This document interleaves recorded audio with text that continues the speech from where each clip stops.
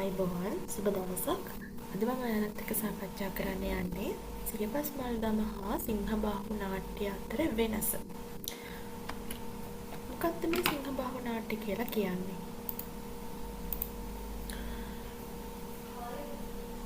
සිංහබාහු නාට්‍යයයි සියපස් මල්දමයි සිංහල සාහිත්‍යයේ එන විශේෂතම කලාත්මක සංස්ථානයක් විදියට අපිට ගන්න පුළුවන්. සියපස් මල්දම කියලා කියන්නේ සිංහල සාහිත්‍යයේ සිංහබාහු නාට්‍ය කියන්නේ සිංහබාහු කියන ඒ නිර්මාණය නාට්‍යමය කලාවේ විශේෂිත සංස්ථානයක් විදියටත් හඳුන්වන්න පුළුවන්. මේ දෙකම සිංහල සාහිත්‍යයේන ඉතාමත් විශේෂී කලාත්මක වූ සංස්ථාන දෙකක්. මේ දෙකම සිංහබාහු පොත තේමා කරගෙන නිර්මාණය වුණාට මේක ඉදිරිපත් කරන ආකාරය, මාධ්‍ය, අරමුණ එකිනෙකට වෙනස්. බලමු ඒක කොහොමද වෙනස් වෙන්නේ කියලා. අපි ලක්ෂණ අතින් ගත්තයින් පස්සේ මම මේ වගුවක මේක දාලා තියෙනවා ඔයාලට අවබෝධ කරගන්න ලේසි වෙන්න. ලක්ෂණය සියපස් මල්දම සහ සිංහබාහු නාට්‍ය කොහොමද වෙනස් වෙන්නේ කියලා. කතෘ ගත්තයින් පස්සේ මේ සියපස් මල්දම කියන එක රචනා කරලා තියෙන්නේ කිරිමැටියාවේ මැතිතුමා විසින්. සිංහබාහු නාට්‍ය ඉදිරිපත් කරලා තියෙන්නේ මහාචාර්ය දිරිවීර සරච්චන්ද්‍ර මහතා. වගේම කාලවකවානුව ගත්තයින් පස්සේ මහනුවරයන්ගේ ඒ කියන්නේ 18 වෙනි සියවසේ තමයි සියපස් මල්දම කියන එක නිර්මාණය වුණේ. සිංහබාහු නාට්‍ය නිර්මාණය වෙලා තියෙන මේ නූතන යුගයේදී ඒ කියන්නේ 1961 දී වගේ මේ සිංහබාහු නාට්‍ය වේදිකාව මත රඟ දක්වලා තියෙනවා. මේක නිර්මාණය කළේ 1956 ඉදී තමයි ඒක නිර්මාණය කළේ. ඒ වගේම සාහිත්‍ය ප්‍රභේදය ගත්තයින් පස්සේ උපදේශාත්මක කාව්‍ය ග්‍රන්ථයක් කියන්නේ පුද්ගලයාට උපදෙස් දීම සඳහා තමයි නිර්මාණය වෙලා තියෙන සියපස් මල්දම. සිංහබාහු නාට්‍ය ගීත කාව්‍යයක් ශෛලීගත නාට්‍ය සම්ප්‍රදායට තමයි අයිති වෙන්නේ. භාෂා විලාසය ගත්තයින් පස්සේ මහනුවර යුගයේ කවි වස තමයි මේකට භාවිත කරලා තියෙන්නේ. සම්භාව්‍ය සිංහල සහ සංගීතය ගීතවත් බස්ව හරක් මේ සිංහබාහු නාට්‍ය සඳහා පාදක කරගෙන තියෙනවා. මූලික අරමුණ විදිහට සියපස් මල්දමේ ඓතිහාසික කතා පොතක් කාව්‍යයට අරගෙන තියෙනවා. සිංහබාහු නාට්‍ය මානුෂීය හැඟීම් සහ පියපුතු ගැටුම විග්‍රහ කිරීම සඳහා නිර්මාණය කරලා තියෙනවා. ප්‍රධාන වෙනස්කම් හා විශේෂීතා. මේ ප්‍රධාන වෙනස්කම් හා විශේෂීතා හඳුනා ගන්නකොට අපිට ඒකෙදි පොයින්ට් වශයෙන් මම දාලා තියෙනවා ඔයාලට ඒකත් තේරුම් ගන්න පහසුවෙන් පිළිතුර ප්‍රශ්නකට පිළිතුරු ලියන්න පෙළගස්ව ගන්න පුළුවන් ආකාරයට. ප්‍රධාන ඉදිරිපත් කිරීමේ මාධ්‍ය දැන් අපේ සියපස් මල්දම සහ සිංහබාහු නාට්‍යයේ තියෙන වෙනස්කමක් විදිහට අපිට ඉදිරිපත් කිරීමේ මාධ්‍ය ගන්න පුළුවන්. කොහොමද මේ ඉදිරිපත් කිරීමේ මාධ්‍ය එන්නේ? සියපස් මල්දමේදී මේක කියවීම සඳහා ලියවිච්ච පද්‍ය කෘතියක්. කියවලා තේරුම් ගන්න නිර්මාණය වෙච්ච පද්‍ය කෘතියක්. මේකේ අවධානය යොමු වෙලා තියෙන්නේ වංශ කතාවෙන පුවත් කවීන් රසවත් කරන්න. හරිද? වංශ කතාවල එන පුවත් කවීන් රසවත් කිරීම සඳහා තමයි මේ සියපස් මල්දම මේ නිර්මාණයන් ඉදිරිපත් කරලා තියෙන්නේ. සිංහබාහු නාට්‍ය එනකොට මේක වේදිකාව මත රංගනය සඳහා නිර්මාණය වෙච්ච නාට්‍යයක්. වේදිකාවක රංගනය කරන්න තමයි මේක පාදක කරගෙන තියෙන්නේ. මේ සඳහා රංගනය, ගීතය සහ නර්තනය කියන දේවල් උපයෝගී කරගෙන තියෙනවා. වගේම චරිත නිරූපණය සහ දෘෂ්ටි කෝණය කියන එක ගත්තයින් පස්සේ මේ සියපස් මල්දමේදී සිංහයා වන මුර්ගයෙකු විදිහට නේද? කියන්නේ තිරිසන් සතෙකු විදිහට වැඩිපුර විස්තර නිරූපණය කරලා තියෙනවා. සියපස් මල්දමේ සිංහයා කියන කෙනා තිරිසන් සතෙකු විදිහට වැඩිපුර නිරූපණය කිරීමක් සිදු කරලා තියෙනවා. සිංහයා මරා දැමීම විරක්‍රියාවක් විදිහටත් රාජවංශයේ ආරම්භය විදිහටත් කියන්නේ සිංහයා මරුවාම රාජවංශයේ ආරම්භය දුනා කියන එකත් නිරූපණය කරලා තියෙනවා සියපස් මල්දමේ. ඒ කියන්නේ තමන්ගේ පුතා කියන්නේ සිංහබාහු සිංහසීවලී සහ තමන්ගේ මව රැගෙන ලින තුලින් එළියට ගිහිල්ලා මේ ජීවත් වෙනකොට මාමගේ රටේ මාමා කෙනෙක්ගේ රාජ්‍යයක තමයි ජීවත් වෙන්නේ.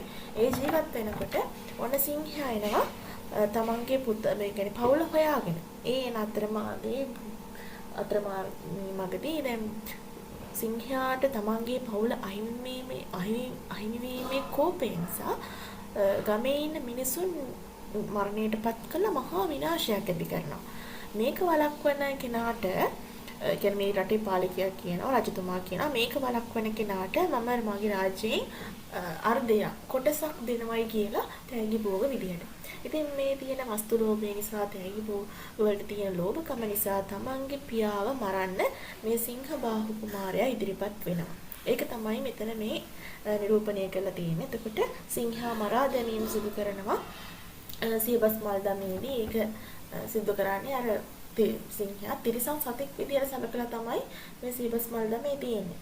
නමුත් සිංහබාහු නාට්‍යයේදී මේක හාත්පසින්ම වෙනස්. සිංහයාට මේ මහාචාර්ය ත්‍රිවිධ සරත්චන්ද්‍රයන් සිංහයාට මනුෂ්‍ය ගතිගුණ ආරෝපණය කරලා තියෙනවා.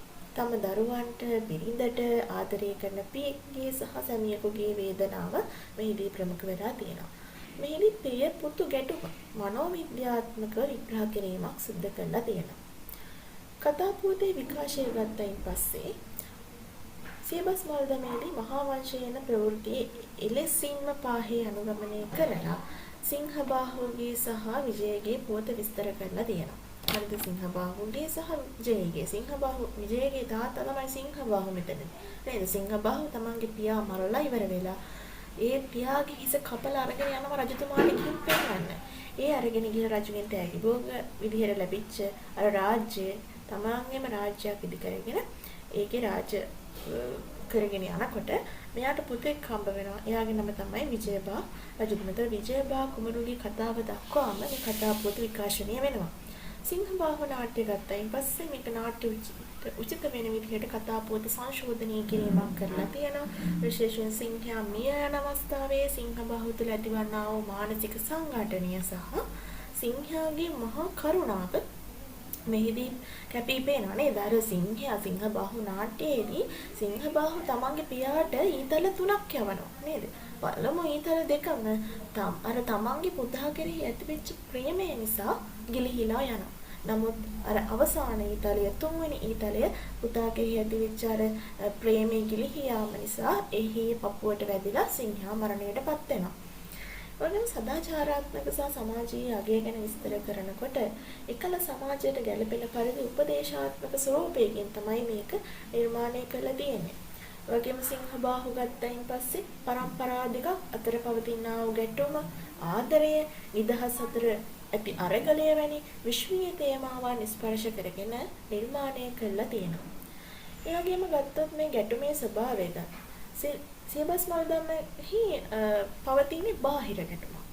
ඒ කියන්නේ මිනිස්සුන්ට කරදර කරන සිංහෙක් සහ ඔහු මර්ධනය කරන්නේ කුමාරයෙක් අතර සටනක්. ඒ කුමාරයා කවුද? වෙන කවුරුත් නෙමෙයි අර සිංහයාගේ පුතා. ඒක ජයග්‍රහණයක්ද පරාජයක්ද කියන ඒ කතාව පිළිබඳ විස්තරයක් තමයි මේ යන්නේ. ජයග්‍රහණය සහ පරාජය කියන පිළිබඳ කතාවක් තමයි මෙහිදී නිරූපණය කරලා තියෙන්නේ සියබස් මල්දමේ. නමුත් සිංහබාහු නාට්‍යයේ මෙහි තියෙන්නේ අධ්‍යාත්මික හෙවත් මනෝවිද්‍යාත්මක ගැටුමක්. එක්පසකින් දරුවන්ගේ නිදහස, ඒ කියන්නේ සිංහබාහු සහ සිංහසීවලිය ලෝකයේ දකින්න ආසයි. මිනිස් වර්ගයා එකට ජීවත් වෙන්න ආසයි. නමුත් තමන්ගේ පියා එයාලගේ ආරක්ෂාව ආදරේ හේතු කරගෙන වෙනක් තුනල කරලා තියෙනවා. අනෙක් පසින් පියවගේ ආරක්ෂාව සහ ආධිපත්‍ය. එතකොට සිංහයා ගුහාවට දාලා සිංහබාහු සහ සිංහසීවලිය සහ තමන්ගේ බිරිඳ ගුහාවට දාලා ඉවරලා වහලා තියෙනවා. දැන් මේ සාමාන්‍යයෙන් මේක ඕනෑම පවුලක දකින්න ලැබෙන පරම්පරා ගැටුමක් නේද? මව පියා කියන දෙපාර්ශවයේ දරුවන්ට නීති රීති පනවනවා. ඇයි? දරුවන් ආරක්ෂා කර ගැනීම සඳහා. ඒ වගේම තමයි භාෂාව හිවත් රසය. සියබස් මල්දමේ භාෂාව ගත්තයින් පස්සේ මහනුවර යුගයට අයත් බැවින් මෙහි තියෙන තරමක් සරල බස්වහරක්. එදිනදා ව්‍යවහාරයට සමීප ගැමි බස්වහරක් තමයි තියෙන්නේ. මේකේ ප්‍රධාන අරමුණ තමයි කතාව කියලා දෙන එක. ඒ කියන්නේ මේ විච්ච කතාව කියලා දෙන එක තමයි මේකේ ප්‍රධාන අරමුණ. ඒ නිසා ගැමියාට අහගෙන ඉන්න පුළුවන් සරල බස්වහරක් භාවිත කරලා තියෙනවා. නමුත් සිංහබාහු නාට්‍ය ගත්තයින් පස්සේ මේකේ භාෂාව ඉතාමත් ප්‍රබලයි. සංස්කෘත වචන මිශ්‍ර වෙලා තියෙන ගාම්භීර බසක් භාවිත කරලා තියෙනවා. මේ නිසා නාට්‍යයට උචිත වෙච්ච භයංකර සහ කරුණ රස තීව්‍ර කරලා තියෙනවා. උදාහරණයක් විදිහට ගන්න පුළුවන් ඔය පියපුතු සටනේදී නේද? ඒක ප්‍රේක්ෂකයාගේ හදවතට තදින්ම දැනෙන විදිහට දැන් උදාහරණයක් විදිහට ගත්තාම ඔය පුතන ඔබ හඳුනනවාදෝ කියන කවිය. ඒකෙදී ප්‍රේක්ෂකයාගේ හදවතට තදින්ම දැනෙන විදිහට මේ ඉදිරිසි වීර සරච්චන්ද්‍රයන් සිංහබාහු නාට්‍ය නිර්මාණය කරලා තියෙනවා. එවැගේම සියබස් මල්දම කතාවේ එන කතාවස්තුව ගත්තාම මේකෙදිත් පාඩ ගන්න පුළුවන් විදිහට මම කියලා දෙන්නම්. සියබස් මල්දම එන කතාවස්තුවේ තියෙන ලක්ෂණ ටික තමයි මෙතනදී මම කියලා දෙන්නම් ඔයාලට. මේකෙදි දැන් අපි ගත්තොත් සිංහබාහු නාට්‍ය සියබස් මල්දම කියන එකේ ආරම්භය වංගදේශයේ රජුගේ දියණිය වෙන සුප්පා දේවිය තරුණ වියට ආවයින් පස්සේ දැන් දරුවේ කාන්තා දරුවෙක් කියන්නේ ගැහැණු දරුවේ තරුණ වියට ආවයින් පස්සේ යාළගේ විවිධ කියන්නේ හෝමෝන ක්‍රියාකාරීත්වයක් හේතු කරගෙන විවිධාකාරයේ මේ කියන්නේ මානසික ගණ්ඨනයක් සිදු වෙනවා නේද? එතකොට ඕන් ආරක්ෂා කර ගැනීම සඳහා දෙමව්පියන් ආරක්ෂා කරන්න පෙළඹෙනවා. දැන් උදාහරණයක් විදිහට දැන් කලිනුත් එහෙම නේද? පටාචාරාව ඊට පස්සේ ඔය දැන් අපි පිරුණා ස්වර්ණතිලකා කතාවස්තුවේ ඉන්න නෑ ස්වර්ණතිලකා නෙමෙයි. අර මේ අපිට තියෙනවානේ කුණ්ඩලකේසි කතාවස්තුවේ නේද? කුණ්ඩලකේසි කතාවස්තුව පටාචාරාව මෙයාලා අර ඉත්තම් ගෙවල් වල හිර කරලා ආරක්ෂා කරේ. නමුත් එයාලා මොකද උනේ? අර ආරක්ෂා කරලා තිබිච්ච එකෙන් මිදලා එයාලට අවශ්‍ය දේ එයාලා කරා. දැන් මෙතනත් එහෙමයි. වංගදේශයේ රජු වෙච්ච රජුගේ දියණියක් වෙච්ච සුප්පාදේවිය තරුණ වියට ආවයින් පස්සේ වනයේ මැදින් යනකොට දරුණු සිංහයෙක්ට අහු වෙනවා. ඒ සිංහයා ඇයව තමන්ගේ ගුහාවට අරගෙන ගිහිල්ලා හිර කරගෙන බිනිඳ කරගන්නවා.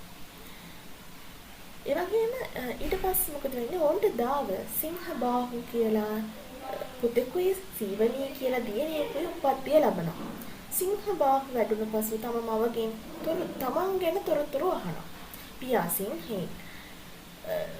සිංහෙක් මව මනුෂ්‍ය ස්ත්‍රියක්. නේද?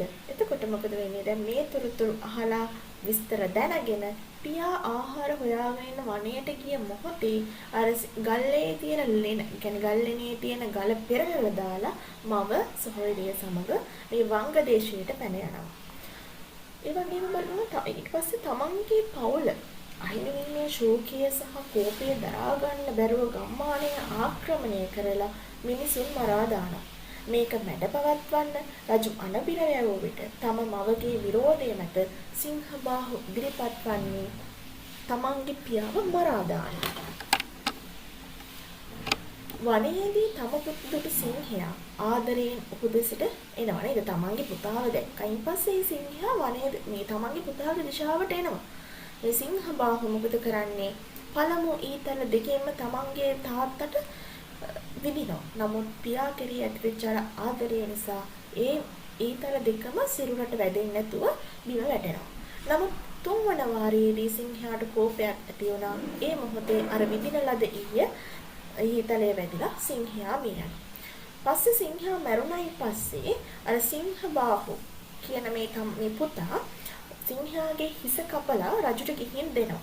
ගිහින් දුන්නයින් පස්සේ රජුගෙන් ලැබෙනවයි කියපු තෑගි භෝග ටික මෙයාට ලැබුණා. ලැබුණයින් පස්සේ මෙයා සිංහපුර කියලා නගරයක් පිටුවගෙන රජ වෙනවා. මෙයාගේ වැඩිමහල් පුතා තමයි විජය කුමරු. ඒ විජය කුමරු පස්සේ ලංකාවට පැමිණලා සිංහල ජාතිය ආරම්භ කරා කියලා විශ්වාස කරනවා. ඒ කතා වස්තුව තමයි මේ සියබස් මල්දම්ම කතාවේ තියෙන්නේ. දැන් බලමු මේක කොහොමද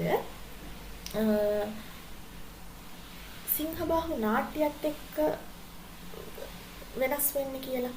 දැන් මේ සියබස් මල්දමේ ආරම්භය ගැන කියනකොට වංගදේශී රජුගේ දියණිය වෙච්ච සුප්පාදේවිය අනාවැකියකට අනුව මගතොටේ යනකොට මුර්ග රජු වන සිංහයාට හමු වෙනවා. සිංහයා ඇව ගුහාවකට ගෙන ගොස් හිර කරගෙන තියා ගන්නවා. ඊළඟ එක්කෙනා තමයි දරුවන්. ඔවුන්ට දාව සිංහබාහු හා සිංහසීවලී කියලා දරුවෝ දෙන්නෙක් උප්පත්තිය ලබනවා.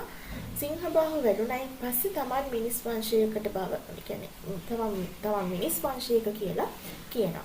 පියා ආහාර හොයාගෙන ගුහාව වහලා ගල පෙරලා කෙනෙක් තාත්තා ආහාර හොයාගෙන යන ගියයින් පස්සේ ගුහාව වහලා තියෙන ගල පෙරලා දාලා අම්මයි සොකුවිරියයි සමග පලාගෙන යනවා. ඊළඟට සිංහයාගේ හැසිරීම ගත්තයින් පස්සේ සිංහ නිරූපණය කියන්නේ සිංහයාගේ නිරූපණය කරලා තියෙන පවුල අහිමි වීම නිසා කෝපයට පත්වෙච්ච මේ සිංහයා ගම් දනව් විනාශ කරලා මිනිස්සු මරලා ඉවර වෙලා දරුණු මුරුටියෙකු බවට පත් වෙනවා. ගැටුම ගත්තයින් පස්සේ සිංහයාගේ රට බේරා ගන්න වංගදේශයට අනබෙර යවනවා. සිංහබාහු කුමරු රාජ්‍ය ලෝභයෙන් තමන්ගේ තාත්තව මරන්න ඉදිරිපත් වෙනවා. අවසානයට සිංහයා තම පුතු දැකලා පියසෙනෙහසින් ඉදිරියට ආවත් සිංහබාහුන්ට විදිනවා. දෙවන හීපහරේ සිංහයා මේ යනවා. සිංහබාහු සිංහයා හිස කපා ගොස් රජුට පින්වලා තෑගි ලබාගෙන පස්සේ සිංහපුරයට ගිහිල්ලා රජ වෙනවා.